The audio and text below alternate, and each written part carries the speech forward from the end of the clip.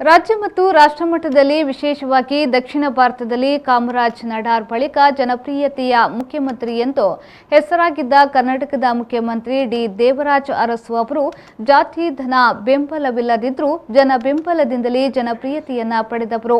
ಎಡಪಂಥೀಯ ಸರ್ಕಾರಗಳಿರುವ ಪಶ್ಚಿಮ ಬಂಗಾಳ, ಕೇರಳ ಹೊರತುಪಡಿಸಿ ಭೂ ಹಂಚಿಕೆಯ ಅಸಮಾನತೆಯನ್ನ ಹೋಗಲಾಡಿಸುವಲ್ಲಿ ಭೂ ಸುಧಾರಣೆಯಂತಹ ಕ್ರಾಂತಿಕಾರಿ ಹೆಜ್ಜೆಯ ಮೂಲಕ ಸಂಪತ್ತು, ಅಧಿಕಾರ, ಜಾತಿ, ಭೂ ಅಸಮಾನತೆಯ ನಿವಾರಣೆಗೆ ಅರಸು ಕೊಡುಗೆ ಅಪಾರ ಎಂದು ಆಳ್ವ ಶಿಕ್ಷಣ ಪ್ರತಿಷ್ಠಾನದ ಅಧ್ಯಕ್ಷರಾದ ಡಾಕ್ಟರ್ ಮೋಹನ್ ಆಳ್ವ ಹೇಳಿದರು.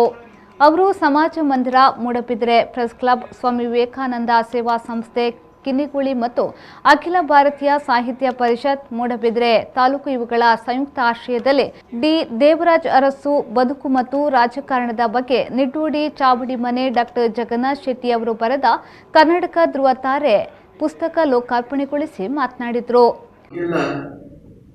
ರಾಜಕೀಯ ಪಕ್ಷದಲ್ಲಿ ಗುರುತಿಸಿಕೊಳ್ಳುವುದು ಬೇಡ, ಯಾವ ಪಕ್ಷಕ್ಕೆ ವೋಟ್ ಹಾಕಿದ್ದೀರಿ ಎಂದು ಹೇಳಲಿಕ್ಕೂ ಒಂದು ಮುಜುಗರ ಆಗುವಂಥ, ನಾಚಿಕೆ ಆಗುವಂಥ ಸಮಯ ಈಗ ಲೋಕದಲ್ಲಿ ನಾವು ಕಂಡಿದ್ದೇವೆ. ಹೀಗಿರುವಾಗ ಒಂದು ರಾಜಕೀಯ ವ್ಯಕ್ತಿಯ ಬಗ್ಗೆ, ಒಬ್ಬರ ಬಗ್ಗೆ ಒಂದು ಕೃತಿಯನ್ನು ಬರೆಯುವುದು ಅಂತ ಹೇಳಿದರೆ ಅದು ಬಹಳ ದೊಡ್ಡ ಅವರ ಕೆಲಸ. ಹೀಗೆ ನಮಗೆ ಬೇಕು. ಯಾಕಂತ ಹೇಳಿದರೆ ಅಪರೂಪದಲ್ಲಿ ನಮಗೊಬ್ಬ ಸಜ್ಜನವಾದ ಒಳ್ಳೆಯ ರಾಜಕಾರಣಿಗಳು ಯಾವ ಪಕ್ಷದಲ್ಲಾದರೂ ಸಿಗ್ತಾರೆ. ದೇವರಾಜ ಅರಸರವರು ನಮಗೆ ಕರ್ನಾಟಕಕ್ಕೆ ಮಾತ್ರ ಅಲ್ಲ, ಇಡೀ ದೇಶದಲ್ಲಿ ಪ್ರಸಿದ್ಧರಾದಂಥ ಕೆಲವು ಮುಖ್ಯಮಂತ್ರಿಗಳಲ್ಲಿ ಒಬ್ಬರು ದೇವರಾಜ ಅರಸರವರು. ಅದರಲ್ಲಿ ಒಬ್ಬರು ತಮಿಳುನಾಡಿನ ಕಾಮರಾಜ್ ನಾಡರ್ ಅವರು, ಇನ್ನೊಬ್ಬರು ಕರ್ನಾಟಕದ ದೇವರಾಜ ಅರಸರು ಅಂತೇಳಿ ನಾವು ಖಂಡಿತ ತಟ್ಟಿ ಹೇಳಬಹುದು. ದೇವರಾಜ ಅರಸರವರು ಅತ್ಯಂತ ಸಣ್ಣ ಸಮುದಾಯದಿಂದ ಬಂದವರಾಗಿರ್ಬೋದು. ಜಾತಿ ಬೆಂಬಲವಿಲ್ಲದೆ, ಹಣಕಾಸಿನ ಬೆಂಬಲವಿಲ್ಲದೆ, ಕೇವಲ ಜನ ಬೆಂಬಲದಿಂದ ಜನಪರವಾದಂಥ ರಾಜಕಾರಣ ಮಾಡಿ ಜನಪ್ರಿಯತೆ ಹೇಗೆ ಗಳಿಸಬಹುದು ಎನ್ನುವುದಕ್ಕೆ ದೇವರಾಜ ಅರಸರವರೇ ಒಂದು ಜೀವಂತವಾದಂತಹ ಸಾಕ್ಷಿ ಅಂತ ಹೇಳ್ಬೋದು.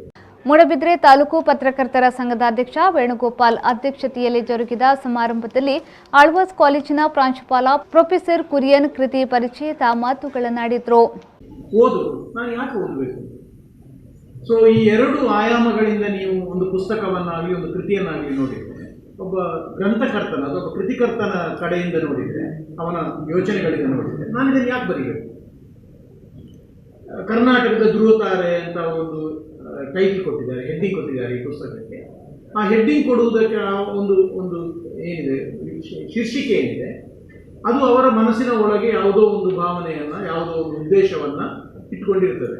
ವಸ್ತು ವಿಷಯವನ್ನು ನಮಗೆ ಪ್ರಸ್ತುತಪಡಿಸಲಿಕ್ಕೆ ಬರ್ತದೆ ಅಂತ ಹೇಳುವಂತಹ ಒಂದು ಸಾಮರ್ಥ್ಯವನ್ನು ಅವರು ತಂದಿದ್ದಾರಲ್ಲ. ಬಹುಶಃ ನಾನು ಈ ಕೃತಿಯನ್ನು ಓದಲಿಕ್ಕೆ ಶುರು ಮಾಡಿದಾಗ ನಾನು ಯೋಚನೆ ಮಾಡಿದೆ, ಇವರು ಮೊದಲು ಕೂಡ ತುಂಬ ಬರೆದಿರಬೇಕು. ಇಲ್ಲದಿದ್ದರೆ ಯಾವುದೇ ಒಂದು ವಿಷಯವನ್ನು ಅಷ್ಟು ಬಹಳ ಸುಲಲಿತವಾಗಿ ಸರಳ ಶಬ್ದಗಳಲ್ಲಿ ಬಹಳ ತೂಕ ಇರುವ ವಿಷಯಗಳನ್ನು ಪ್ರಸ್ತುತಪಡಿಸುವುದು ಕಷ್ಟ. ಮಾತನಾಡುವುದು ಸುಲಭ, ಆದರೆ ಅದನ್ನು ಬರವಣಿಗೆಗಿಳಿಸುವಾಗ ಅದಕ್ಕೆ ತುಂಬ ಯೋಚನೆಗಳು ಬೇಕಾಗ್ತದೆ, ತುಂಬ ಸಿದ್ಧತೆ ಬೇಕಾಗ್ತದೆ. ಆ ರೀತಿ ಒಂದು ಸಿದ್ಧತೆಯನ್ನು ಕೃತಿಕಾರನಲ್ಲಿ ಕಂಡಿದ್ದೇನೆ. ಆ ಕಾರಣಕ್ಕೆ ಅವರ ಯೋಚನೆಗಳು ಬಹಳ ಸ್ಪಷ್ಟವಾಗಿ ರೂಪುಗೊಂಡ ನಂತರ ಇದನ್ನು ಬರೆದಿದ್ದಾರೆ ಅಂತ ನನಗೆ ಅನಿಸ್ತದೆ. ಗ್ರಂಥಕರ್ತ ನಿಟ್ಟೂಡಿ ಚಾವಡಿ ಮನೆಯ ಡಾಕ್ಟರ್ ಜಗನ್ನಾಥ್ ಶೆಟ್ಟಿ, ಮೂಡಬಿದ್ರೆ ಪುರಸಭಾಧ್ಯಕ್ಷ ಪ್ರಸಾದ್ ಕುಮಾರ್, ಎಂಸಿಎಸ್ ಬ್ಯಾಂಕಿನ ಅಧ್ಯಕ್ಷ ಬಾಹುಬಲಿ ಪ್ರಸಾದ್, ಮೂಡಬಿದ್ರೆ ತಾಲೂಕು ಅಖಿಲ ಭಾರತ ಸಾಹಿತ್ಯ ಪರಿಷತ್ ಅಧ್ಯಕ್ಷ ಸದಾನಂದ ನಾರಪಿ ಮುಖ್ಯ ಅತಿಥಿಗಳಾಗಿ ಪಾಲ್ಗೊಂಡು ಶುಭ ಹಾರೈಸಿದರು. ಪತ್ರಕರ್ತರಾದ ಎಂ ಗಣೇಶ್ ಕಾಮತ್ ಸ್ವಾಗತಿಸಿ ಧನಂಜಯ ಮೂಡಬಿದ್ರೆ ಕಾರ್ಯಕ್ರಮವನ್ನು ನಿರೂಪಿಸಿದರು.